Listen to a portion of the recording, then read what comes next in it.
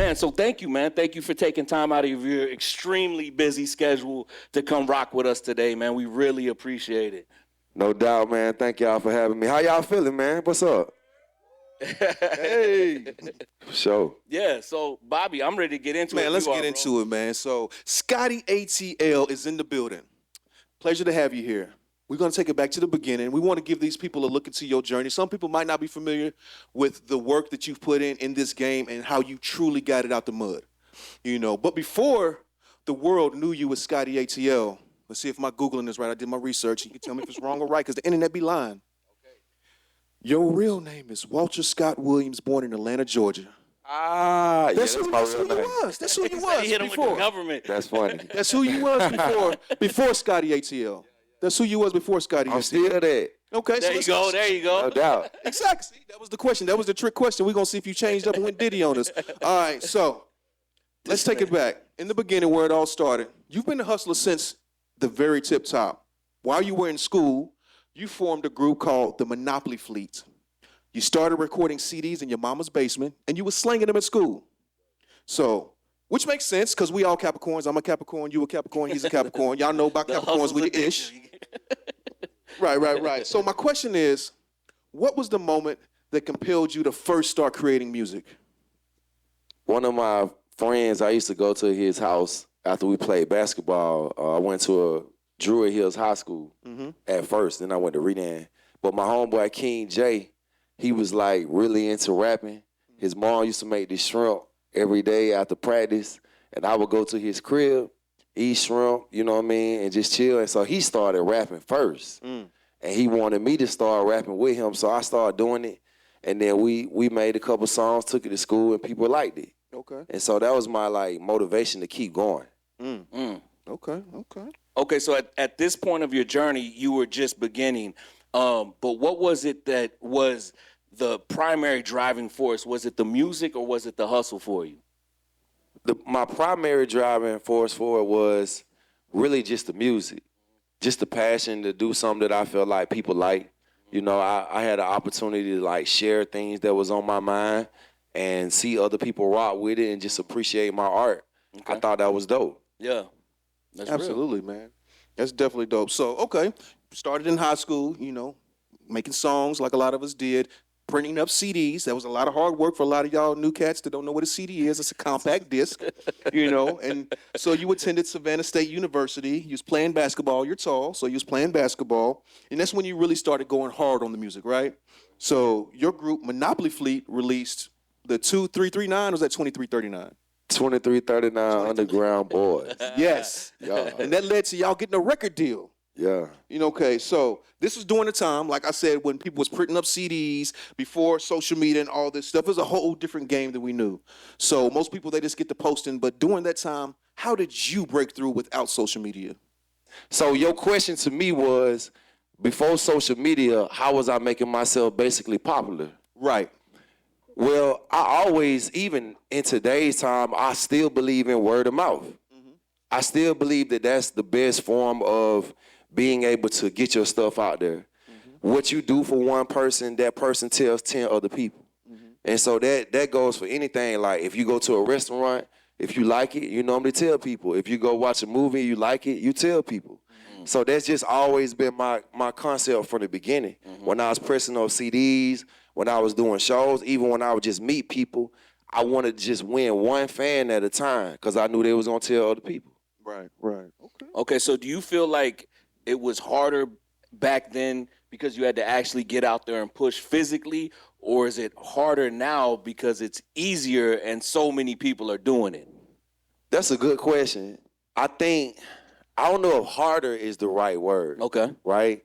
I think that no matter what the mode is you choose to, you know, get where you're going, it's a book that I read called Contagious, right? Okay. Nipsey Hussle was somebody that kind of turned me onto this book.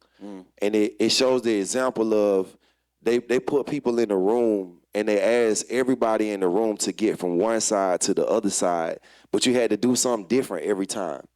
So you could do a cartwheel, you could jog, you could walk backwards, you could do spins. You had to do as many things as you could, and they wanted to see how many examples people could come up with to do it. everybody did, and they did it 3 or 4 times different ways. Yeah. The point was that if you have the motivation to get to the end, you'll figure out a way to do it. And so for me, I hear so much debate on whether it's AI or old school or, whatever it is, but I just learned to adapt to whatever the mode is at that time because I feel like that's the only thing that's relevant.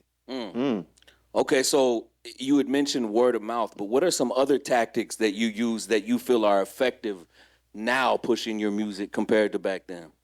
Now I put out more music. My strategy is to put out music every 3 weeks.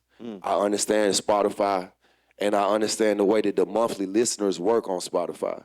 So after 30 days, it regenerates. If you had so many monthly listeners, you may lose all of them if you don't put out another record. Okay. So now instead of just me putting out a lot of projects, which is something that I used to just really love to do, I'm putting out more singles, just allowing people to just get the music and consume it. In my mind, to be honest, originally I thought it was such a dumb idea. Yeah. I feel like you just wasting music. But I think with the attention span today and the way people just consume stuff so much, it's like you gotta have that. Yeah. You know what I mean? Because Yeah. 3 weeks is a long time. That's it. Today, Yeah. you know what I mean? Yeah. In the world we live in. Yeah, and you got to live in that algorithm too. So it's like, Absolutely. Okay, so the deal that you guys got in high school, according to the internet, that ultimately fell through, which a lot of sometimes situations do. So, can you tell us a little bit about that situation and how you went through it? But most importantly, can you also tell us what's the most important lesson you learned from it? Okay, cool. So I was working at this record company called A to Z Records. So I grew up on the east side of Atlanta. For those who don't know, that's like Decatur. Y'all ever heard Decatur? Decatur where it's greater. Okay, Decatur. Outkast say I caught the 86 Lithonia headed to Decatur. So I'm from Lithonia, but I stayed in Decatur too. I think that for me coming up during that time period, I just used so many different methods. You know what I mean? Like I did talent shows coming up. I bring my little brother out to do the talent shows with me. I would go and just go to other schools and promote my music. I played basketball a lot as well. But I think during that time period, I didn't have a lot of support. My mom allowed me to build a studio downstairs in my house. So I would get the people in my neighborhood to come over to the crib. I taught a lot of my homeboys how to rap too. Just because I wanted to be like a label owner so bad as a kid. I taught like all the guys I knew that was cool, I taught them how to rap, so we started our own group, our own label. So those are some of the methods that I used though. And so what would you say was the biggest thing you learned from that experience? I would say the biggest thing that I learned from it was that you need to keep track of what the label is doing for you if you're an independent artist or if you sign to a label. They would do parties for us at the time. I didn't think about it, but they'd say, what y'all want at the party? Yeah. And just being kids, we want shrimp, Yeah. we want Remy, like we wanted all the expensive stuff, and they bought it. Of course. But then when it was time for us to figure out that was our money that we were spending, I was like, oh, nah, this ain't gonna work. You know what I'm saying? Like we'll go out of town, do concerts, do shows, and my manager would stay in like nice hotels. We stay in the low grade hotels. And when I asked her to send like the expense sheet, I saw all of that. I went back to the crew, let them know what was going on. I felt bad for telling them. Because we all wanted to just live in the dream of, this money we were spending wasn't our money, but it was. So the deal went south, because like we got into it over the conversation. They thought, I might have just been hating, I was like, nah, man, I'm just trying to share the business end of this that we need to follow and be aware of. Yeah, but I mean that's dope that you were even at that place to where you thought about them sending an expense sheet. Like most people would even think of that. They're just like, just keep paying, keep doing what you gotta do. Man, that didn't make sense because I knew that we wanted to make money. And when you start learning the music business, it's different from being in the music business and being in the music like industry. The industry, you just having fun. You don't care like if you make $1. Right. But when you get into the music business, then you start like adding up, like, okay, how much it take me every time I go out to perform this song? You know, if I'm going out to an open mic, how much is a record really gonna cost for me to do it, drop the video, do the marketing behind it, email blast, like all these things add up. So you have to come up with strategies that make it business-wise, it has to make sense. Man, that's real. Okay, so that, like you said, the deal fell through, but you ended up getting kind of caught up in the street life a little bit, right? You ultimately got your stuff back together, got back on the grind, but what was that moment that made you pivot and say, you know what, I got to get back focused on this music? I was working a job at one point I was doing collections. And I ran into a friend of mine named Michael Parker, and he used to be in the streets, but he was saved. And so I didn't know this at the time, but he was like, I guess like being an evangelist, you know what I'm saying? He was like, during lunchtime, like he'll go listen to my music, you know what I mean? It wasn't Christian music. Yeah. It was just regular, you know what I'm saying? Like I'm on lunch break smoking, you know what I mean? Like, but he befriended me and then invited me to his crib one day for like a Bible study. And I was on my way to like do my little dirt, you know. After I left his crib, I was on my way to go handle something. Yeah. And in that Bible study, he asked one of the questions, what do you feel like is holding you back from everything that God has for you? And I was like, man, it's the streets. You know, it's like drugs and just stuff I was involved in.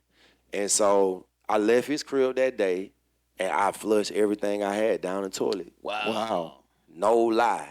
Wow. I went home, and this is like a QP. You know what I'm saying? Yeah, like that time, like, this good. This was good money I could have made, Right? And but like, man, I always felt like God was talking to me. You know, even when I was in the streets, I would like ride around in the neighborhood I was in when I stayed with my girl. I ride around and just cry at night sometimes because I knew that I was supposed to be doing more than what I was doing, and I didn't know if I was gonna make it. You know, so I did all that when I left his crib, you know, and that started like the change of my life in a different direction. I gave everything I had up, all my clientele, to one of my homeboys. You know, he still thank me to this day. I'm sure he does. Really, he do, you know what I'm saying? And then I never turned back. I never looked back since then. Yeah, that's real. That's real. Powerful, dog. That's definitely powerful, man. Yeah. When the word speaks, you got to listen or it'll show you. For sure, definitely. Absolutely. Okay, so you got over that hump, you had your come to Jesus, and so you got back to the music, and you can correct this timeline when I get finished, but this is what I found out through my research. So after you got back to the music, that's when you formed the Cool Club. You dropped a slew of projects, including the Jiffy Cornbread Experience, Forever Atlanta in Heart, and the one we all know and love, Spaghetti Junction. Okay, so all that traction you did caught the attention of a lot of people. One of those people being Grammy-nominated artist B.O.B. And at the time, if you're not familiar with B.O.B., he was bigger than Drake at the time. Like, he was huge. You know what I mean? So, like, how did that situation come about? That's funny, man. So B.O.B.'s from the East Side. I was like doing my thing. At this time, I was going to 2-3 clubs a night. You know, pushing my records. I was just known in the city, you know, like it wasn't really like Instagram known. I was just in every hood, like literally like pulling up here, Scottsdale, West Side, East Side, just pulling up, you know. And so when I started doing music, I caught word through it was 2 guys, they was coming in and out of Nashville too. It's called G something. I can't remember. It was 2 guys. But anyway, they was on smoking session. Okay. Greenway. Yeah. Huh? Was it You said Greenway? Greenway? No, it was 2 guys, G something, G Side. G-Side. No, they were from Huntsville. Yeah, I know they was from Huntsville. Oh, okay, yeah. But they came to Nashville to meet with the guy from Smoking Session. ST 2 letters. G-Side. Yeah, I know who you're talking about. Yeah. The smoking section is Gotti. Yep, they came to meet with Gotti. And I used to always watch his website, you know, his blog. Yeah. And so I learned from them that if you wanted to get your stuff out more, you needed to go to different cities. Okay. So I started doing that. I started traveling to Nashville. I started going to Houston. I started going to Denver. And things started picking up for me to the point where I got the attention of B.O.B. I first met his manager, TJ, at a club. We was at I can't even remember the name of this club, but we was on Northside Drive, and I saw him one night and hollered at him like, man, let me get your number. And so we exchanged information. I sent him some of my music. He was interested in managing me. The night we met, my song was on the radio, and he just happened to be with me. So he started managing me, and I had a record for B.O.B., which was None But a Party. And I put him on there, and then that ended up going on the radio. Yeah. You know, this is all in like a short span of working with TJ. So TJ was like, man, Bob is working on a new label called No Genre. I want to see if I can get you to be a part of this. So I'm like, all right, cool, let's figure it out. And so we did, we got together, and that's how I started working with B.O.B. through being a part of his label, his independent label, No Genre, at first. Okay. That's dope. So I gotta jump in real quick and this is totally off subject, but in the song on the Jiffy Bread or the Cornbread Experience, the Jiffy Cornbread Experience, My Granddaddy's Car, were you referring to a Cadillac Seville, or were you referring to a Regal? Because you said white Regal, but the fifth wheel slant back. Yeah, it's like I've always wanted to know that. We was debating that. Man, you can tell you something so crazy about this song. So I was referring to a Cadillac. Oh, told you. I was. Told you. But the thing that's crazy about the song, people always talk to me about this record, but I never met my granddaddy before. Oh, okay. You know what I'm Yeah. saying? Well, So- you say it in the song. Yeah. So this was like my imagination of how he would be rolling. You know what I'm saying? If I saw him or if he was alive. Got you. Because it always threw me off. You said at one point you said my mama sold my white Regal, and I was like, oh, is he talking about a Regal? Because Regal has the fifth wheel in the back, right? Some of them do. The '87 does, right? Yep. Absolutely. But yeah. So during this time, you were on several national tours, right? And that had to be a great learning experience for you. What was some of the other gems you took away from being on the road? Well, being on the road taught me a lot. It's actually like been one of my favorite parts about doing music. You know, it's kind of like when you find where you're supposed to be at as an artist. I felt like it was like a fish being in water, being out on the road. So I went on tour with Starlito and Don Tripp. I went on tour with Trinidad James, B.O.B., Ace Hood, Big Boy Sleepy Brown, Nappy Roots, Jaron Benton, and a few other people. The thing that I learned on tour was how to make money, from the music industry and how to hustle. Yeah. Specifically, and I'm not just saying this just because I'm in Nashville either. Like when I was on tour with Starlito and Don Tripp, like that tour alone, I made like $40,000. As an independent artist. Okay. I helped put the tour together. Yeah. You know what I mean? We did like 40 cities. Yeah, I remember that. Yeah. And it was on that tour. It was 2 points in my life as an artist that I remember that were tied to money. One was Bankroll Fresh. Bankroll Fresh R.I.P. told me, R.P. Bankroll. Bankroll Fresh told me this. I'll never forget. I was on the patio of my homeboy house on reading, and Bankroll was like, man, you gotta hustle everything. And so Bankroll's mindset was like, if your fee was $1,500 and they said they had $500, Bankroll would like take it. You know what I mean? At that time, my managers and just the people around me was like, you stick to your guns. So like if you said your fee was $1,500, then they paid you $1,500. You know what I mean? Or you just didn't do it. And so I would see Bankroll like, well, how you keep getting all this check, And he like, man, I'm taking whatever. You know what I'm saying? But he come back with a big bankroll. I'm like, man. So that was one time. And when I was on tour with Starlito and Don Tripp, I never forget this. First couple nights, cause I had been on other tours. You know what I mean? I've been on tour with Bob, Big Crit, Sure. Yep. After the show, we went to the room. You know what I mean? Like on some of the bigger tours I was on, like after the show, we went to the room. Like it was over with. All right, I'll see y'all tomorrow. When I was on tour with Lito and Tripp, I noticed every night Lito was going to the studio. And so features. it took me about 3 nights to be like, bro, where you finna go? He's like, I'm going to the studio. I'm like, I'm coming with you. And so Lito was making an extra check every night. So I started going. The first night I went, he had a guy that was gonna pay him some. He was like, just come. So I was like, man, I'm finna finesse some too.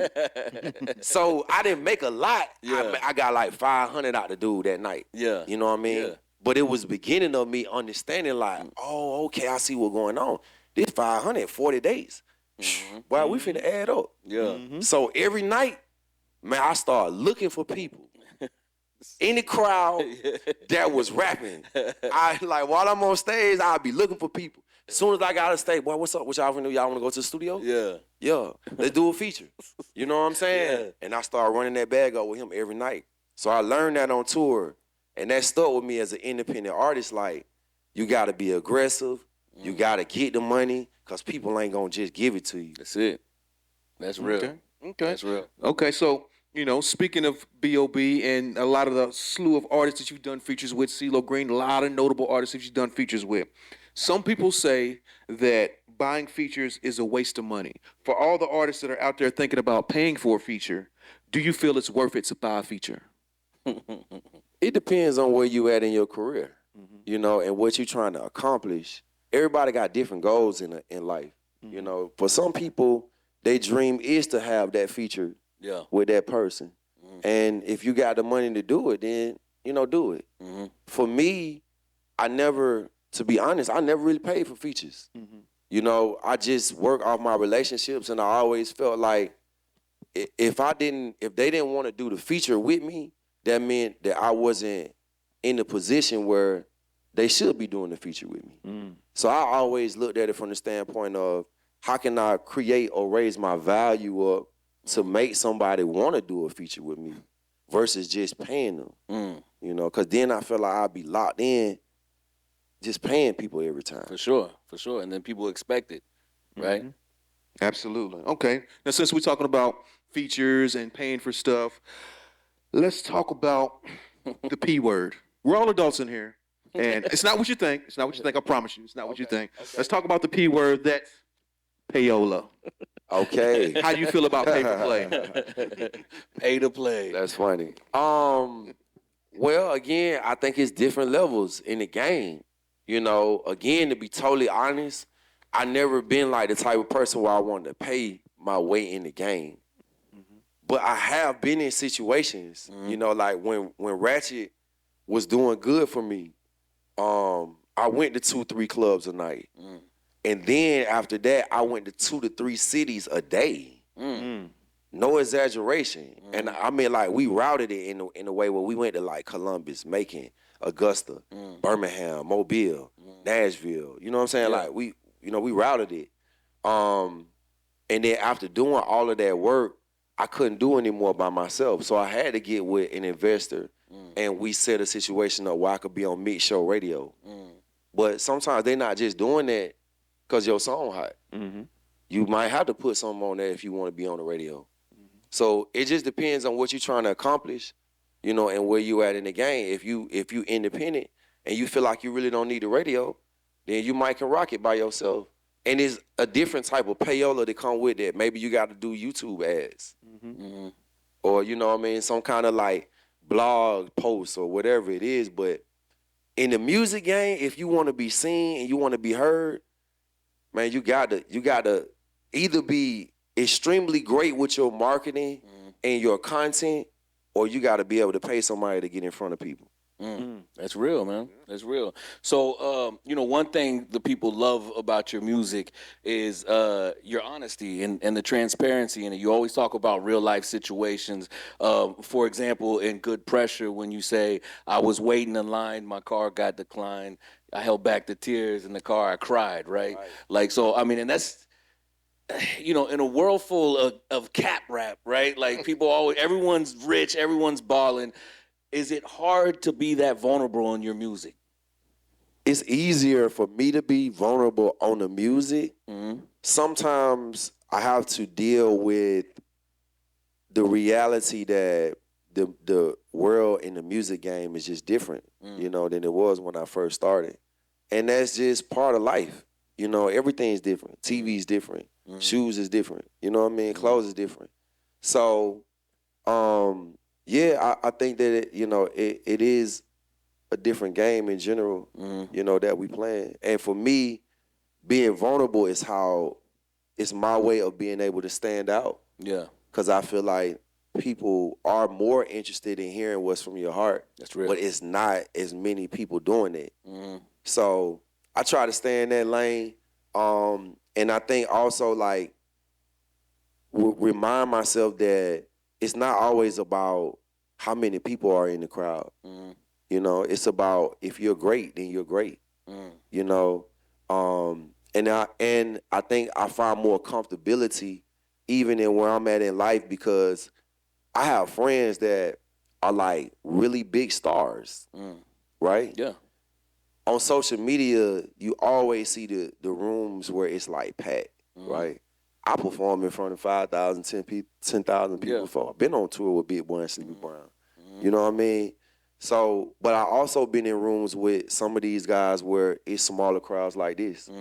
And the last tour that I was on was the Show Your Grill tour. It was a tour I put together, you know, on my own. At the time, K-Camp was on tour too. And we was working a major song, me, him, and CeeLo Green. And I called K-Camp one day, and I was just being, you know, vulnerable with him about how I felt about my own tour. You know what I'm saying? Like, man, I'm on tour, bro. Sometimes it packed, sometimes it's not, you know? And he said, man, you know what? All progress is good progress. And it sounds small, but perspective is a more, you know what I'm saying? Yeah. Like, so that tweet something in my mind to say, don't worry about who's in the room and who's around. Just keep going. It's all progress. Yeah. You know, That's and real. everybody at every level, everybody's dealing with the same thing. You know, like when I think about some of my partners, like Jacquees, his tour bigger than mine, but I'm sure sometimes he think about Drake tour. Right. Yeah. Feel me? Yeah. Drake, one of the biggest in the world, but sometimes he might think about another artist who bigger than him. Yeah. You know what I'm saying? So wherever you at in the game, you just gotta appreciate it. You know what I mean? Don't take it for granted because it's somebody else somewhere else that looking at what you doing saying, man, I wish I were there. Yeah.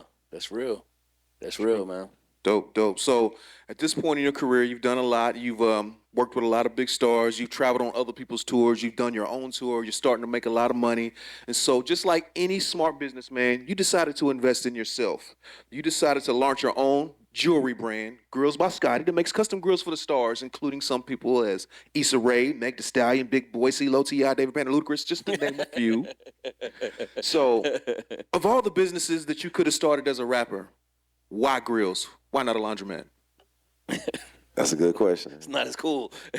Well, I think I grew up wearing grills in school. I used to like, when I was in high school, I had gold teeth with rubies, diamonds. I used to rap about this kind of stuff. So I'm the type of rapper where like, let me go and buy this. So when they hit me, they can see it's real, you know what I mean?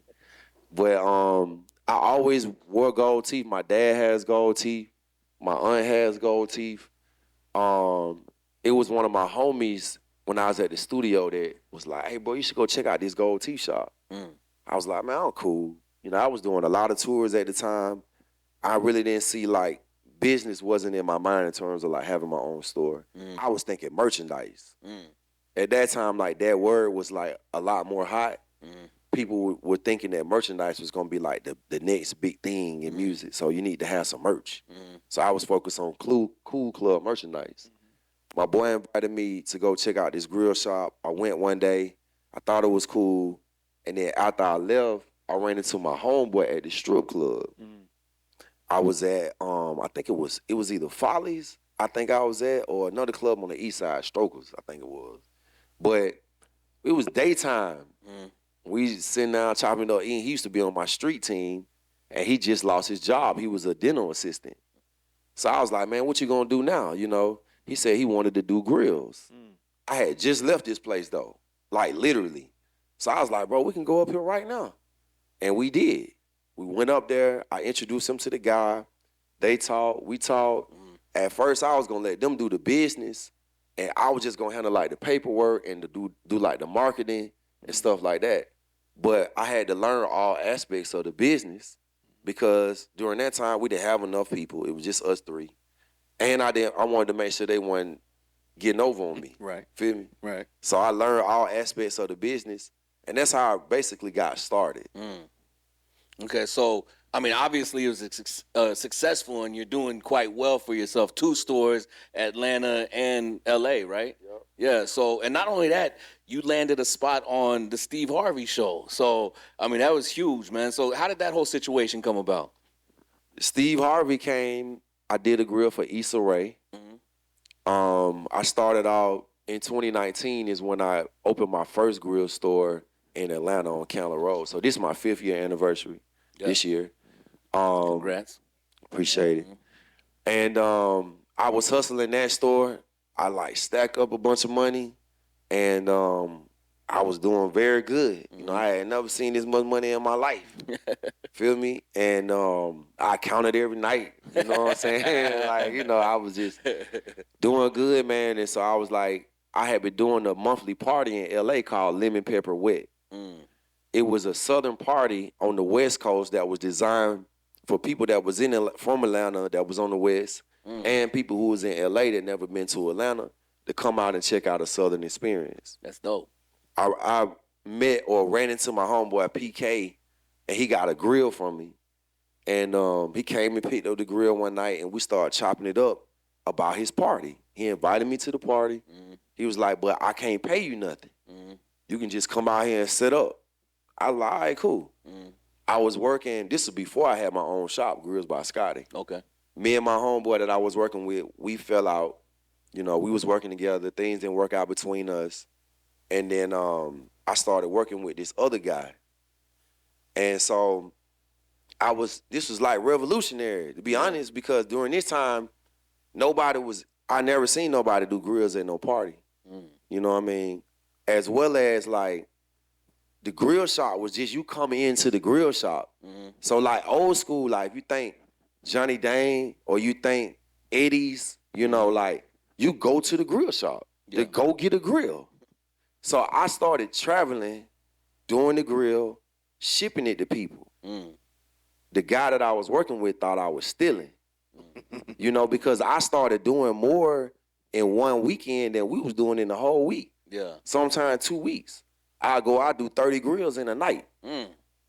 But he had me at the front. So like as soon as people came in the door, I was the first person you saw. You know what I mean? Doing grills, my grills on the table. They was like, man, I want to get a grill. I did a bunch of grills. When I ran it up in Atlanta, the first place I thought about to go to was LA. Cause I was doing so well there anyway. So I went out to LA and I checked out a few different locations and areas, and Melrose was the place that really hit home. Yeah. I didn't even know what Melrose was. I knew the name from, what was it, 90210? Melrose Place. Yeah, Melrose something like Place, yeah, was it called 90210? Yeah, it was. That's how I knew Melrose, but I didn't know nothing else about it. Right. Yeah, and so I got my spot there, and it just went on. That's how I met Issa Rae. She came in my store. I flew out to France, delivered her grill for her wedding, and then You flew out to France? I flew out to France, Paris, and then Nice, and delivered her grill to her, and that's how I ended up on the Steve Harvey show. Damn. Okay. All the way to France. He said, I'm going to get Hey, it. from ATL to France. That's how you do it. That's how you do it. Okay, that's dope. That's dope. So, you know, you're doing your thing with the grills, doing your thing with the music. You know, you're multi-talented guy. So some people may want to ask, because some people may only know you for the grills, and some people may only know you for the music. So where do you feel your passion lies the most, the grills or the music? My passion lies more probably in music. You know, in terms of like, what could I do every day if I didn't have to do it? I'd just probably wake up and make music. But I love making grills because I love business, you know, and I love marketing, and I love just being able to interact with the people without all of the hype of the music world, you know? Yeah. Okay, so not only a successful, independent artist, an entrepreneur, also a community activist, philanthropist. We see you all the time on the gram, and you're at some school reading to kids. You're going back to your high school, giving back. So, tell us a little bit about your community efforts and how you're giving back. No doubt.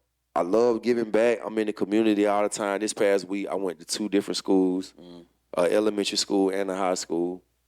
I really just do it because I feel like I'm doing so much stuff that is good, and I enjoy it. That giving back, man, it helps me to just stay humble.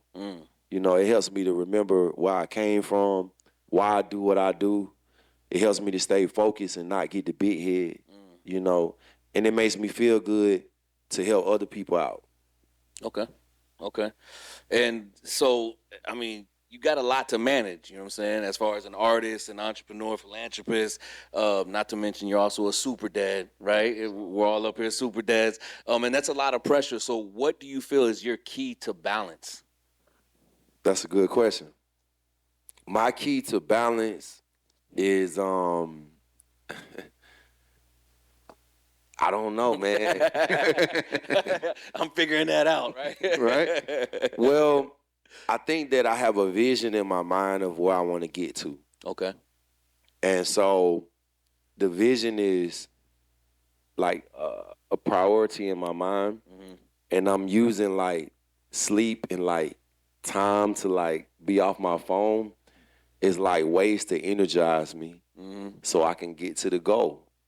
Okay. So I look at it in reverse. So no sleep or? Yeah, you need sleep if you're going to get to the goal. You know what I'm saying? I feel you. Now, I do get more rest now than I ever have in my whole life.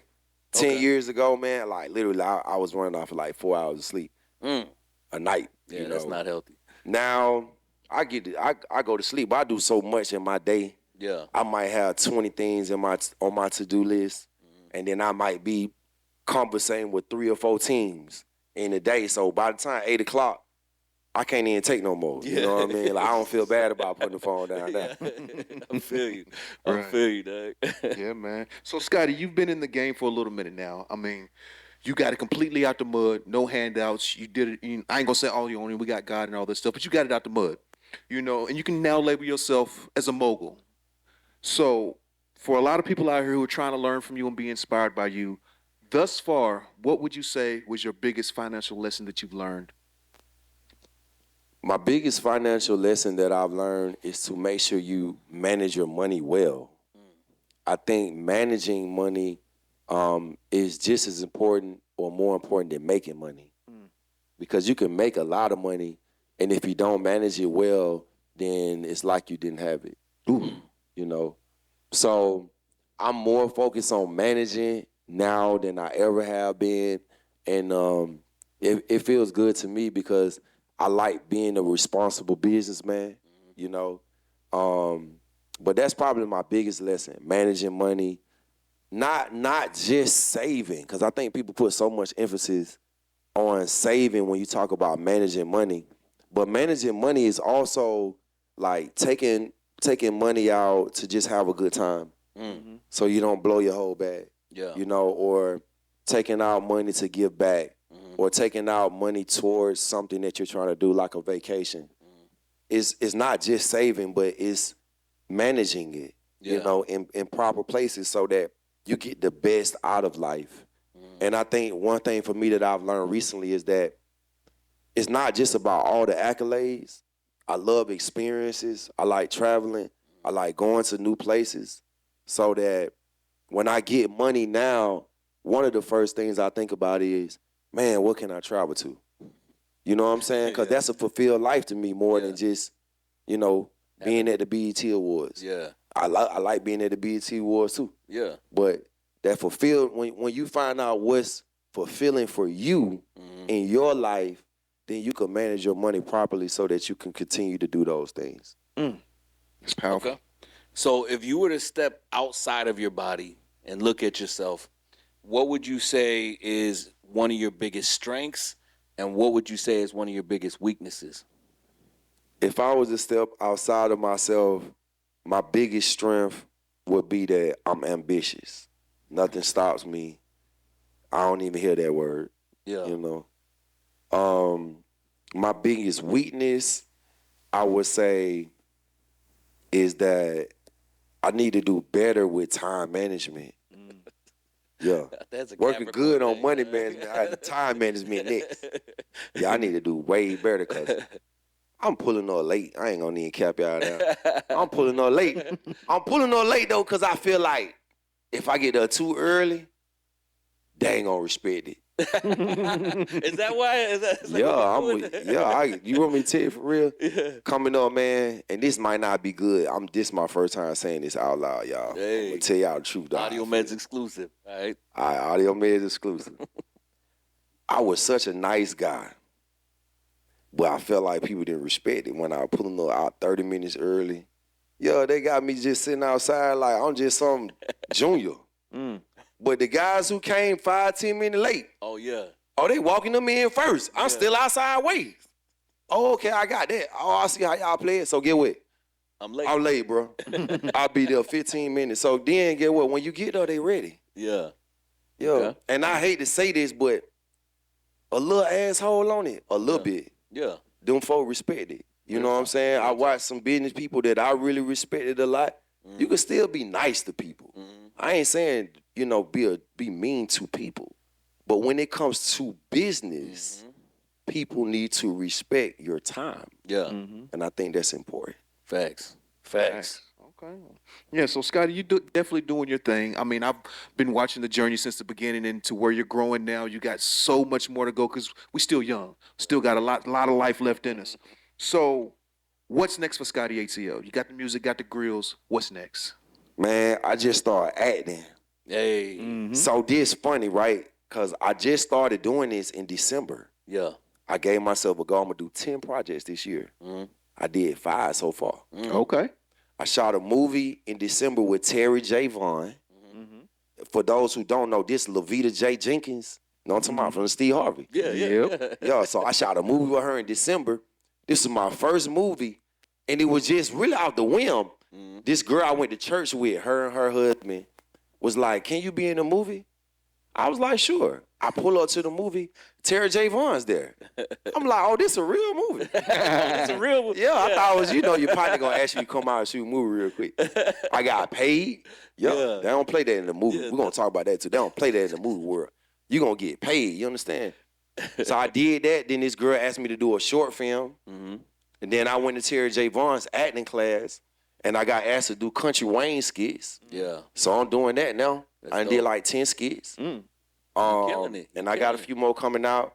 And then somebody asked me to be in a stage play next month with some guys from BMF and some guys from BET. A stage play. A stage, this is my first time ever being in a Man, stage play. Yeah, that's tedious. That's their real work. Yeah, that's real work right there. Yeah, and then this kid just asked me to be the lead character in his cartoon. So I'm at 5 projects. I said I was gonna do 10. Yeah. I don't want to hear nobody's mouth when I blow up as an actor, cause they be hating on the rappers, right? Right. Yeah, cause they say rappers they don't care about the craft, Yeah. So I don't want to disrespect the craft. Yeah. I'm gonna learn the craft. I'm gonna do 10. I'm gonna get these folks 10 projects for the Lolo. For the Lolo. Out of and that, then you after gotta pay me. Yeah, straight up. You need that chicken egg. Real talk. All right, so if you could go back in time and give a younger you some advice, what would it be? I would probably talk to myself about focusing more on business earlier. I think I put so much energy into music and into rapping earlier on. I think I'm a way better businessman than I am a rapper. And I like doing music. I think I can rap, but I think I do business just way better. Yeah. Yeah, I would have pushed myself like, hey, get into this a little bit more, like, Start early. Yeah. Really? There it is. Ladies and gentlemen, Scotty ATL! Yeah. All right, so we're gonna go ahead and open the floor. If there's anyone that has questions, all right. Quick Q&A. My name is Mr. Adams, by the way. May not mean a lot coming from me, but you actually were a true inspiration to me pursuing music and doing things within the music industry. To the point to where I went down to Atlanta to go to the meet and sip you used to do with Mike Mars. And I love the vibe of it. And another thing I noticed about you, bro, is that you real. So when I moved to Atlanta, I found out there's a Hollywood Atlanta and then there's the real Atlanta, and that's what you are. So how did you do that? How did you not fall into the Fugazi shit? Fugazi stuff. You're good, bro. Because, I mean, if we just being real, Atlanta is real, but it's more Fugazi stuff going on nowadays. It ain't the same. So how did you avoid all that and still be able to come out to be the man that you are today? Man, that's a good question. You know what? I could speak to a specific time. I remember when the Migos was blowing up. And a lot of my homeboys around me were getting deals. Trinidad was a good friend of mine. Bankroll Fresh at that time. Raw was around. 2-9. Everybody was getting deals. Jacquees, Lucci, Rich Homie. Like, this is like during the era when I was like really, really bubbling. And so it was a thing to like go with a clique. And I remember specifically that I was like considering going like with QC. I wanted to like be a part of like what was going on in the camaraderie of the label. But, and like we never had no conversations or nothing like that, but I just knew like Pee Wee and them was over there and Jose Guapo, everybody in Atlanta, like we just ran in groups and crews, like we all knew each other. But I would always think about my life. And I would always think about like, man, like, you know, how do people really feel about me? I'm not talking about their group specifically, but just different crews. I would watch people be out and then it'll be like the group might be separated. You know, like it's a big label and on the outside looking in, it look one way, but I'm from the A. You know, so I would see like, okay, they rock with each other, but some of these guys don't really rock. And I was just always afraid that because I believed in myself, I felt like people was gonna hate me, you know, because I was a good leader and I always found a way to like outshine people. So I never put myself in certain cliques because I always thought that I might not make it in life. So my strategy, to be honest, was to fly under the radar as long as I could so that by the time they figured out what was going on, it was going to be too late.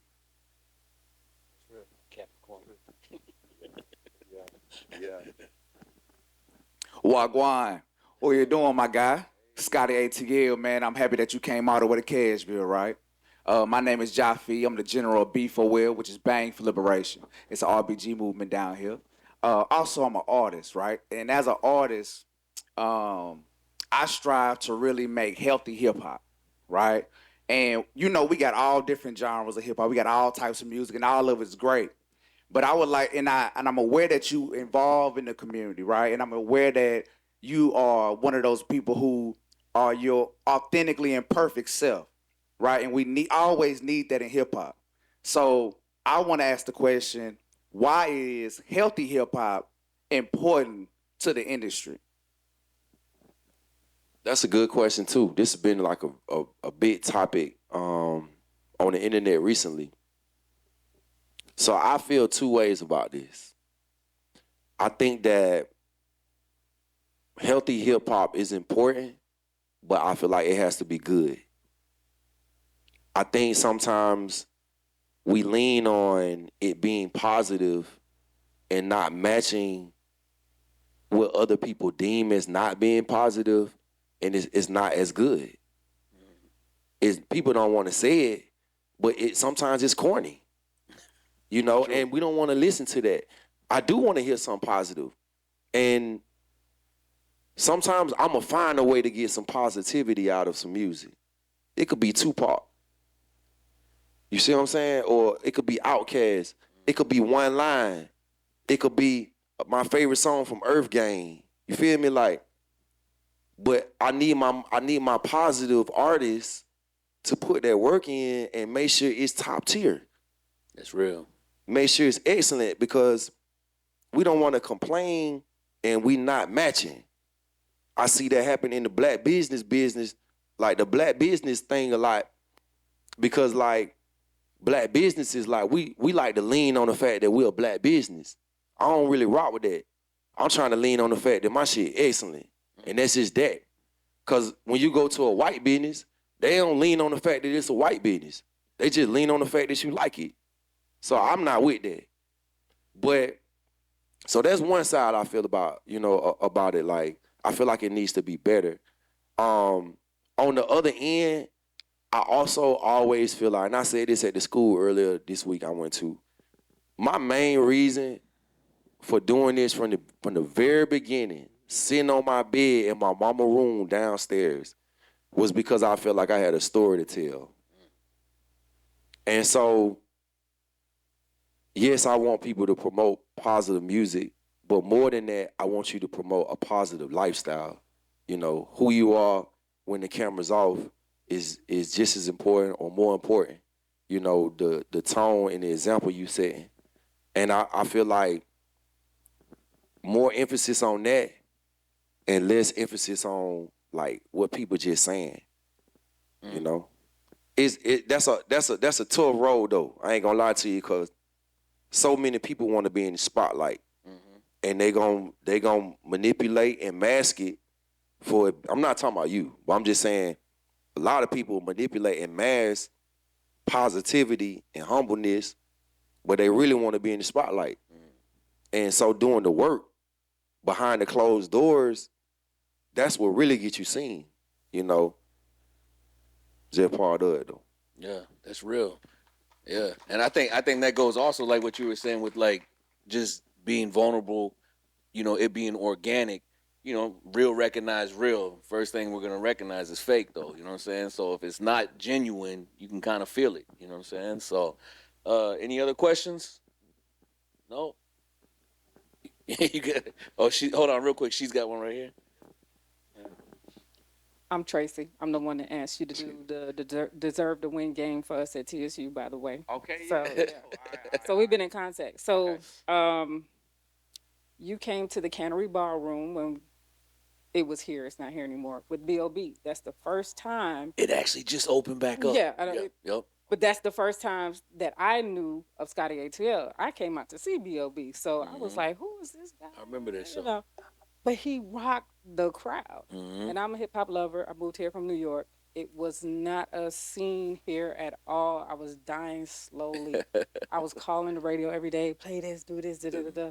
I had my people trying to come down here to bring artists so forth. Anyway, so when you rocked the crowd, I was like, let me look this man up, We actually had a conversation that night on the way to y'all tour bus. I'm pretty sure you don't remember because it was a long time ago. But anyway, ever since then, I've followed you. And I followed your career, so to say. I don't get wrapped up in artists because I'm like, you don't know me, I don't know you. Of course, we all have our favorites and things like that. But the progression, when you did the grills thing, I'm at home like, oh, all the stuff he's done, even at the schools, stuff like that. I'm like, okay. And I have friends. I used to live in Atlanta. They're artists. They're PR agents, so I'm around music a lot. And I just look and see people. There are plenty of artists I've unfollowed just because they might have done something. Cancel culture is a thing. But in my head, I'm going to cancel you out if you don't fit what I feel like. I don't need to see that. I don't want to see that. I don't want to hear that. But he's always done things that I'm like, okay, cool. And even though it might not pop up on my timeline all the time, I'm like, okay, cool. And everything he does, I'm like, okay, cool. And like you said, Decatur is greater. My people are from Decatur, so I already know. But I just wanted to say congratulations. Definitely want to give you your flowers. And you were one of the first people I thought about when we were doing our event. And I'm going to do a shameless plug real quick. Tennessee State University is doing a Deserve to Win basketball game in June. Love everybody here to come out. TSU needs a lot of support. They're going through a lot right now. Definitely. It's the only state school here. Like, and like you said, black people, we always do this, black that, blah, blah, blah. But when it comes down to putting money on the table or actually showing up for each other, where are we? You know, if it's not something flashy or, oh, I've never heard of him, so I'm not coming out or whatever. But like I said, you do everything well, and I wish you the success and keep at it. And that question you asked, like, what do you lean on? As a creative, I hate when people ask that question because everything I lean on is gonna be good, and I feel that that's what you do. Everything you lean on is good. You don't have to focus on the music. You don't have to focus on the grill. Your next mind might be something totally different, and whenever you do that, it's gonna be great too. And that's every time you speak. That's what I hear about from you. So I enjoy that. Thank you. Thank you for coming to Nashville. That's real. Thank you for saying that too. I appreciate Thank you. Yeah, that's love. We got one more son. He said. Hey, to her point though, real quick. Okay. I think that you know, at one point in my career, I had to let go of like this fear. You know, like people want to be successful, but then there's something that's you have to ask yourself like, wow, well, why you not as successful as you want to be?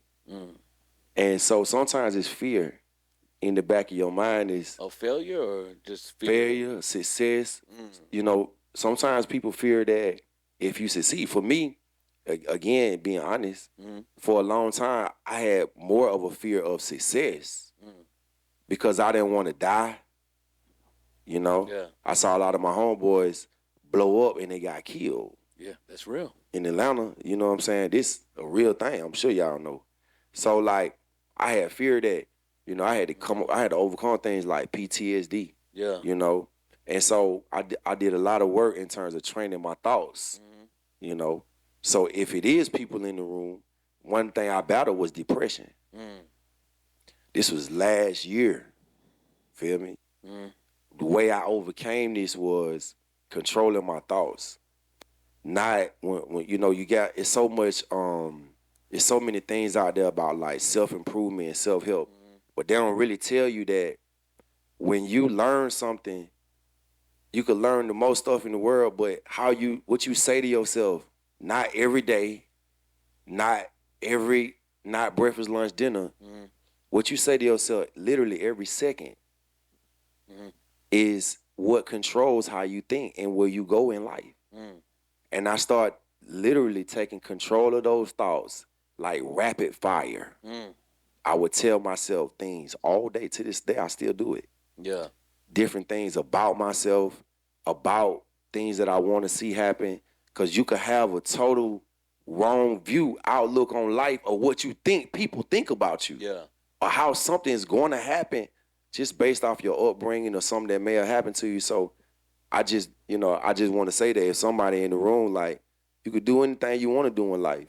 If you really focus, if you control your thoughts, you can overcome it. But it got to be serious. Yeah. Can't just be playing, saying you want to do something, and then you don't put the work in. So, and real quick, I wanted to touch on it because you were speaking on a lot of the homies that have passed away, right? So, I mean, Dobie, right? Trouble, Snooty Wild, Nipsey Hussle. Well, I'm talking about people that like you got records with, right? So Young Dolph. I mean, there's a bunch of. So I mean, I never thought about like how that would affect you as an artist doing records with these people and then them being murdered, right? Like, Oh man, that's tough. When me and Bankroll, actually, when I found out about Bankroll, I was in Fresh. Nashville. yeah, wow. I was in Nashville on stage at Reggie Them party. I was about to perform. I left. I ain't even perform. I left. I was on stage about to perform. We drove back 3 hours to Atlanta, you know. Yeah. But sometimes it is a lot to deal with. Not just that, but anything in people's lives that could be, you know, a real like traumatic situation. Yeah. It could take something away from you, and if you don't deal with it head on, it could paralyze you for life. Man. You know what I mean? That's real. All right. You say you had one? Oh yeah, I got one. I'm like 300 pounds, so give me a second to stand up, y'all. You know what I'm saying? Shout out TSU. I'm a TSU graduate. You know what I'm saying? 2016. I got a couple degrees from there and everything.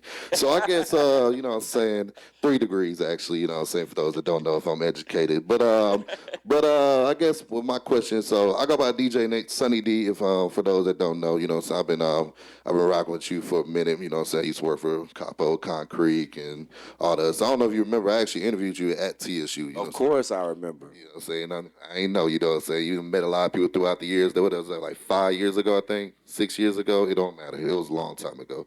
So I guess my question is, you know what I'm saying? Because I follow a lot of Atlanta DJs. I heard someone bring up Mike Mars. That's the homie and everything. And I know a couple of ATL DJs down there.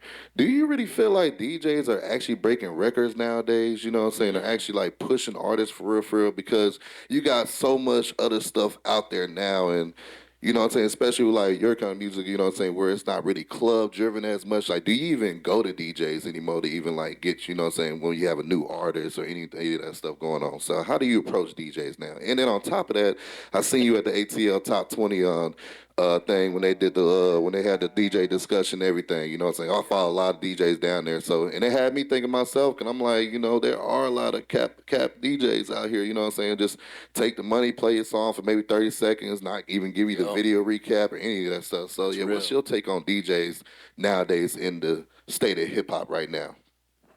Okay, this is a good question. It's a dynamic question. Sensitive subject. Yeah, it is. So I think that the DJ world is like any other world, and it has changed from what it was originally. You know, DJs want to get paid. It's just part of the business. You know, as an artist, I don't get mad at it. I always try to make sure my DJs get something. You know, if it's a really good look or some money, or even if I can't give it to you, I'll make sure somebody, you know, can pay you if I got something going on. Because I just understand being closer to DJs that sometimes they feel taken advantage of. You know, like they feel underpaid. Like, man, if you ain't have me, you wouldn't have no party. You know, I provide the music. I provide the vibe. You know, I get that. You know what I'm saying? From the artist perspective, I just don't think that there's ever been a platform for people to be able to talk about how the music and the industry has changed from artist to DJ. I think that the artist feels like, I'll give you an example. Let's say it's 2024. In 2022, I had a hot record. The record went crazy. It went national. Now it's 2024. I just dropped a new song. Am I supposed to come back out and go to all the DJs again? That's the debate. Now, on the DJ's mind, the DJ, excuse my language, but the DJ feel like they holding their nuts a little bit. Yo, you got to come back out here again. You got a new record? Everybody come out here when they get a new record. As a DJ, we feel it because that's your opportunity to kind of like get your picture, get your photo, get your cred, you know what I mean? Your recognition, like I did this, they came, they hollered at me. This a moment. Because the DJ most of the time might not be able to lead the DJ booth. Feel me? So, yeah, we want the artist to come through. From an artist standpoint, we talking about business. So if a DJ raise his whatever he doing, artist standpoint, look, bro, I don't have that much time no more. I came out 2 years ago and I was with you every night. Now you want me to come back and do the whole thing again? That don't really make sense. You see what I'm saying? So that's where the discrepancy come in between the two. But I understand both sides. Me personally, the way I do my thing is now, I still show love to the DJ, but I try to make my business where I don't necessarily have to use the DJ. I got my partners who DJs on my label, Cool Club. They with me wherever I go. They go to South by Southwest. I'm doing an event in Atlanta next month. Anytime I have some, I'm supporting the DJ still. I still support other DJs, but I'm not necessarily like trying to drop a song and then asking all the DJs to help break my record. I'm not doing that no more. You know what I'm saying? I'm not saying there's nothing wrong with that, because I know people that still do that to this day, but the focus is different. They are focused on trying to make a club record. I'm not. So if it was, say, you're not gonna go just pull up on the DJ again, like you were saying. I did that before. What if it was someone like Drama? I just saw Drama the other day at T.I. spot. Yeah. So, but that's what I'm saying. So is it because is there levels to it to where it say I don't care if he don't play my music. Okay. I don't want to sound like I love the DJ, y'all. Please, for real. I'm telling you, for real. I love everybody. But we talking about business, not the music industry. If we talking about the music business, now I'm looking at time. I'm looking at what it costs to go out here, and I'm looking at, do my product even fit what I'm going out here for? Right. Yeah. I'm just doing this for the DJ. Exactly. Just to show love on the culture tip. Yeah. But like, I'm not making that kind of music no more. Yeah. And I'm doing that on purpose. You know what I mean? Because I'm like, okay, from a business sense, playlist do this, or I can do this. I can keep the algorithm going like this. If I make my music hot enough and keep my value up, the DJ got to play me. That's real. That's real. That's how I look at it. Now, everybody can't look at it like that, though, because if you a new artist and nobody don't know who you are and you trying to get your shit off the ground, you need to be hollering at the DJ every day. You know what I'm saying? Because you don't have all those things going on where he feel like he got to play you. But if in any game you play, the name of the game is raise the value. Yeah. You don't got enough, raise the value. People gonna always come, raise the value, raise the value, raise the value. That's it. That's real. That's real. All right. Well, we appreciate it, man. And we have another one. D-Lens. All right, one more, man, because we're short on time. Oh, wait. Go ahead. You got the microphone. Go ahead, man. Yeah. Real quick. All right, so I'm a filmmaker, videographer, creative director, right? But before I found my so to say, my niche or who I actually am, I feel like coming up as a photographer or videographer, we kind of feel the same way as the DJs and stuff, because we don't get the same recognition as the artists when we're the one that's filming. And it's like, well, now you got the song, you got everything. Who gonna film it? Who gonna make it look good? Who gonna match the audio with the visuals to the audio? You know what I'm saying? So in that aspect, what do you have to say with that when it comes to hiring videographers, someone to put the whole project together? How important is that? And, you know, how do we bring our value up to where we should be recognized and get what we deserve? Man, it's a great question, and it's a good way to end it. Oprah Winfrey is one of my favorite people. It's not a joke. She said before that if you focus on being good, you will be seen. I don't focus on people trying to see me. I focus on being good. No matter what you do, you got to figure out a way to stand out. If you're going to be the cameraman, figure out how to be the cameraman that do stuff that other people don't do. You know what I'm saying? Like, when the artists come in, I'll give you some tips. When the artists come in, the artist, a lot of time, the cameraman going to just come show the camera in your face. They won't ask you, hey, bro, what's up, man? How you doing? How your day been? You know what I'm saying? Hey, I'm going to start filming. Just let me know when you feel comfortable. You know what I'm saying? When you send it back to the person, make sure they like the quality of it. Check out what their vision is and what they trying to create instead of just giving them your sauce. I'm just thinking from the other perspective, not the cameraman side, but what did the person want that I'm delivering this to? Same thing for the DJ. You know what I'm saying? And whoever else do whatever, how can you do this better so that you ain't just DJing?